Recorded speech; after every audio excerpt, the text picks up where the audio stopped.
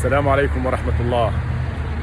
من حلب، المدينة الآمنة والمطمئنة، والتي تشهد انتعاش غير مسبوق، والتي خلال وجودي هنا لمدة أكثر من 3 أسابيع لم أسمع صوت رصاصة واحدة.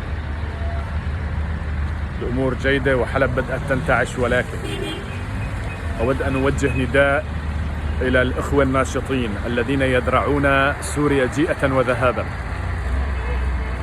أن يأخذوا احتياطاتهم الأمنية. أمس خسرنا أحد النشطاء، وهو الناشط سفر البحر، عاد إلى أهله في اللاذقية ثم استشهد في كمين في جبلة.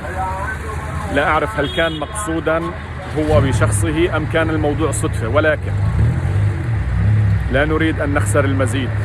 خسرنا آلاف من الناشطين والمقاتلين، وهذه دعوة إلى كل الناشطين والمقاتلين ودعوة عامة لأن يأخذوا باحتياطاتهم الأمنية ريثما يتم إرساء الاستقرار.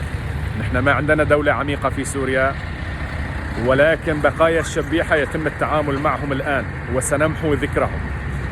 هذا وعد، سنمحو ذكركم، ولكن لن نسمح لكم أيضا بتنغيص فرحتنا عن طريق القيام بعمل هنا أو هناك.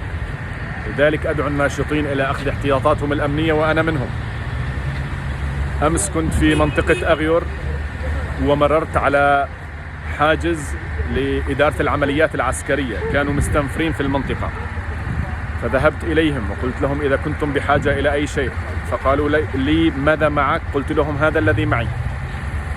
فالجماعة أوقفوني لمدة دقائق، قالوا لي عن إذنك بس وقف شوي، وأخذوا ما معي.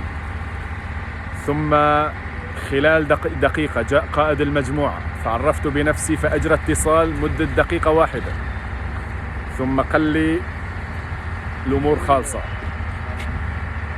خذ نفسك وخذ غرضك وتوكل على رب العالمين. الناس تعرف بعضها، ولكن لن نسمح لأحد كائن يكن أن ينغص علينا فرحتنا. أدعو الناشطين مرة أخرى لأخذ الحيطة والحذر، وأدعو المقاتلين ألا يتجمعوا وألا يصلوا حتى الجماعة. صلوا فرادى، ليس لأننا خائفين، نحن لسنا خائفين، أمورنا بخير والبلد مستقرة وآمنة، لكن هناك بؤر يتم التعامل معها ولا نريد أن نخسر واحدا. بالمشرمحي، صرماية، ثائر، ولا ناشط، ولا حتى مواطن عادي، بتسوى راس الشبيحة من بشار إلى آخر شبيح. أقول قولي هذا وأستغفر الله لي ولكم.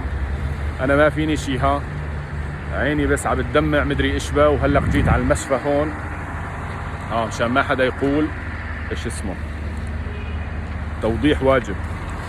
جيت على مشفى العيون المارتيني مشان بس أعالج عيني، لكن قدامي دور، فنحن نلتزم بالدور، ما في حدا فوق الدور. أقول قولي هذا وأستغفر الله لي ولكم وللجميع. سوريا حرة وأمورنا وين، إيش بدي أقول لكم؟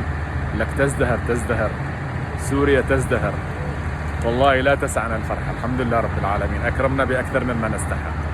الحمد لله رب العالمين. ضلوا بخير جميعا. من حلب، تحياتي للجميع.